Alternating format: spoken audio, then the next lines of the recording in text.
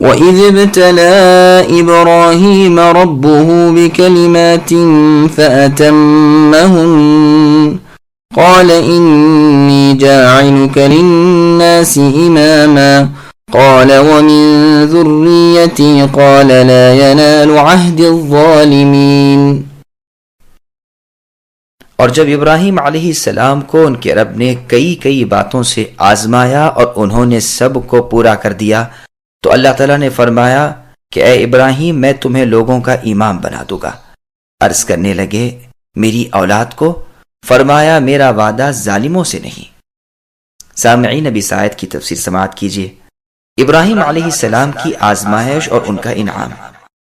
اس آیت میں خلیل اللہ ابراہیم علیہ السلام کی بزرگی بیان ہو رہی ہے، جو توحید میں دنیا کے امام ہیں، جنہوں نے تکالیف پر صبر کر کے احکام الہی کی بجاوری میں ثابت قدمی اور جواں مردی دکھائی۔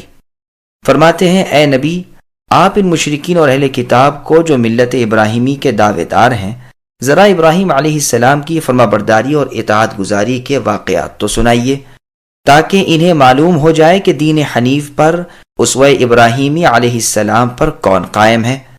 وہ تو آپ اور آپ کے اصحاب ہیں۔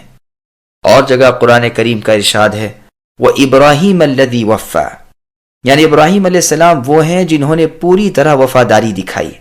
اور جگہ فرمایا إِنَّ إِبْرَاهِيمَ كَانَ أُمَّةً قَانِتًا لِلَّهِ الآیات، یعنی ابراہیم علیہ السلام لوگوں کے پیشوا، اللہ تعالیٰ کے فرما بردار، مخلص اور نعمت کے شکر گزار تھے، جنہیں اللہ تعالیٰ نے پسند فرما کر راہ راست پر لگا دیا تھا، جنہیں ہم نے دنیا میں بھی بھلائی دی تھی اور آخرت میں بھی صالح اور نیک کار بنایا تھا۔ پھر ہم نے آپ کی طرف اے نبی وحی کی کہ آپ بھی ابراہیم علیہ السلام کے دین حنیف کی ملت کی پیروی کریں، جو مشرکین میں سے نہ تھے۔ اور جگہ ارشاد ہے مَا كَانَ إِبْرَاهِيمُ يَهُودِيًّا وَلَا نَصْرَانِيًّا الآیات، کہ ابراہیم علیہ السلام نہ تو یہودی تھے، نہ نصرانی اور نہ مشرک تھے، بلکہ خالص مسلمان تھے۔ ان سے قربت اور نزدیکی والا وہ شخص ہے جو ان کی تعلیم کا تابع ہو، اور یہ نبی اور ایمان والے۔ ان ایمان والوں کے دوست تو اللہ خود ہیں۔ ابتلا کے معنی امتحان اور آزمائش کے ہیں۔ کلمات سے کیا مراد ہے؟ کلمات سے مراد شریعت کا حکم اور ممانعت وغیرہ ہے۔ کلمات سے مراد کلمات تقدیر یہ بھی ہوتی ہے، جیسے مریم علیہ السلام کی بابت ارشاد ہے صدقت بکلمات ربها، یعنی مریم علیہ السلام نے اپنے رب کے کلمات کی تصدیق کی اور اللہ کے لکھے ہوئے کی بھی۔ اور کلمات سے مراد کلمات شرعیہ بھی ہوتے ہیں، جیسے اللہ کا فرمان وَتَمَّتْ كَلِمَةُ رَبِّكَ صِدْقًا وَعَدْلًا، یعنی اللہ تعالیٰ کے شرعی کلمات سچائی اور عدل کے ساتھ پورے ہوئے۔ یہ کلمات یا تو سچی خبریں ہیں یا طلب عدل ہے۔ غرض ان کلمات کو پورا کرنے کی جزا میں ابراہیم علیہ السلام کو امامت کا درجہ ملا۔ ان کلمات کی نسبت بہت سے اقوال ہیں، مثلا احکام حج، مونچھوں کو کم کرنا، کلی کرنا، ناک صاف کرنا، مسواک کرنا، سر کے بال منڈوانا یا رکھنا تو مانگ نکالنا، ناخن لینا، زیر ناف کے بال لینا، ختنہ کرانا، بغل کے بال لینا، پیشاب پاخانے کے بعد استنجا کرنا، جمعے کے دن غسل کرنا، طواف کرنا، صفا اور مروہ کے درمیان سعی کرنا، رمی جمار کرنا، طواف افاضہ کرنا۔ کلمات ابراہیمی میں اپنی قوم سے علیحدگی کرنا، بادشاہ وقت سے نڈر ہو کر اسے بھی تبلیغ کرنا، پھر اللہ کی راہ میں جو مصیبت آئے اس پر صبر و سہار کرنا، پھر وطن اور گھر بار کو اللہ تعالیٰ کی راہ میں چھوڑ کر ہجرت کرنا، مہمانداری کرنا، جانی اور مالی مصیبت اللہ تعالیٰ کی راہ میں برداشت کرنا، یہاں تک کہ بچے کو اللہ تعالیٰ کی راہ میں قربان کرنا، اور وہ بھی اپنے ہی ہاتھ سے۔ یہ کل احکام خلیل الرحمن ابراہیم علیہ السلام بجا لائے۔ سورج، چاند، ستاروں سے بھی آپ کی آزمائش ہوئی۔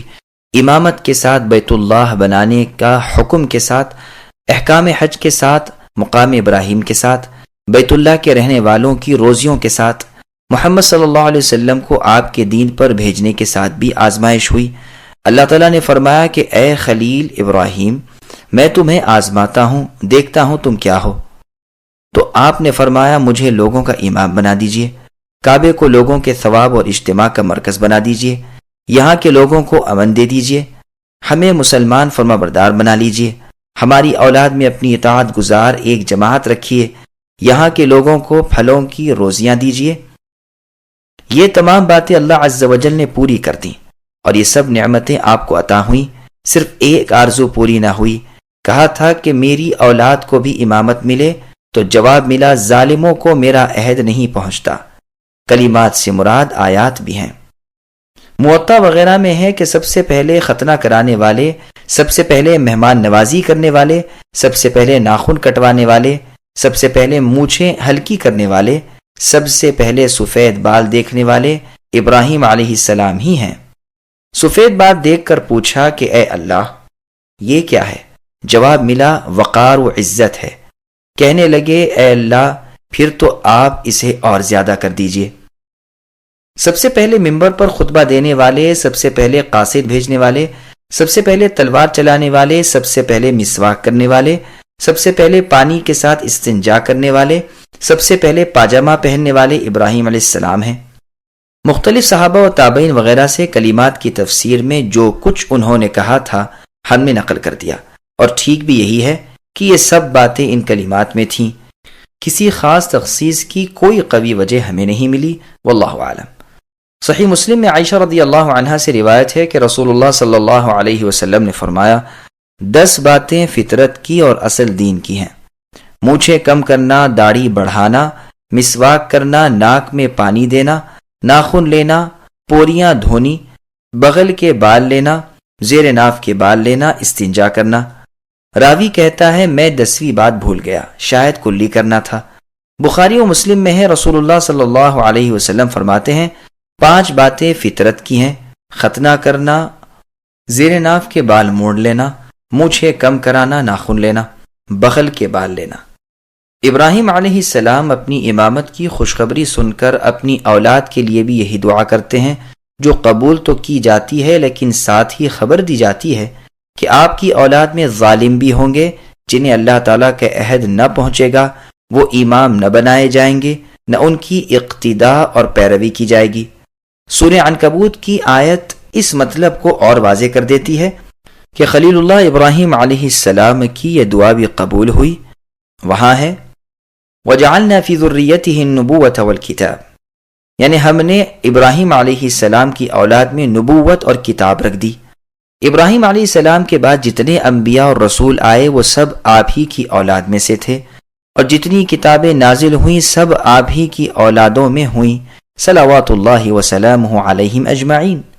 یہاں یہ بھی خبر دی گئی ہے کہ ابراہیم علیہ السلام کی اولاد میں ظلم کرنے والے بھی ہوں گے۔ مجاہد رحمہ اللہ فرماتے ہیں مطلب یہ ہے کہ میں ظالم کو امام نہیں بناؤں گا۔ ظالم سے مراد بعض نے مشرک بھی لیے ہیں۔ عہد سے مراد امر ہے۔ ابن عباس رضی اللہ عنہما فرماتے ہیں ظالم کو کسی چیز کا والی اور بڑا نہ بنانا چاہیے، گو وہ اولاد ابراہیم علیہ السلام میں سے ہو۔ خلیل اللہ ابراہیم علیہ السلام کی دعا ان کی نیک اولاد کے حق میں قبول ہوئی ہے۔ یہ بھی معنی کیے گئے ہیں کہ ظالم کا کوئی عہد نہیں کہ اس کی اطاعت کی جائے، اس کا عہد توڑ دیا جائے، پورا نہ کیا جائے۔ اور یہ بھی مطلب ہے کہ قیامت کے دن اللہ کا اس کے ساتھ کچھ وعدہ نہیں، دنیا میں تو خیر کھا پی رہا ہے اور عیش و عشرت کر رہا ہے۔ عہد سے مراد دین بھی ہے، یعنی تمہاری تمام اولاد دیندار نہیں، جیسے اور جگہ ہے وَمِن ذُرِّيَّتِهِمَا مُحْسِنٌ وَظَالِمٌ لِنَفْسِهِ مُبِينٌ، یعنی ان کی اولاد میں بھلے بھی ہیں اور برے بھی ہیں۔ اور اطاعت کے معنی بھی کیے گئے ہیں، یعنی اطاعت صرف معروف اور بھلائی میں ہے، اور عہد کے معنی نبوت کے بھی آئے ہیں۔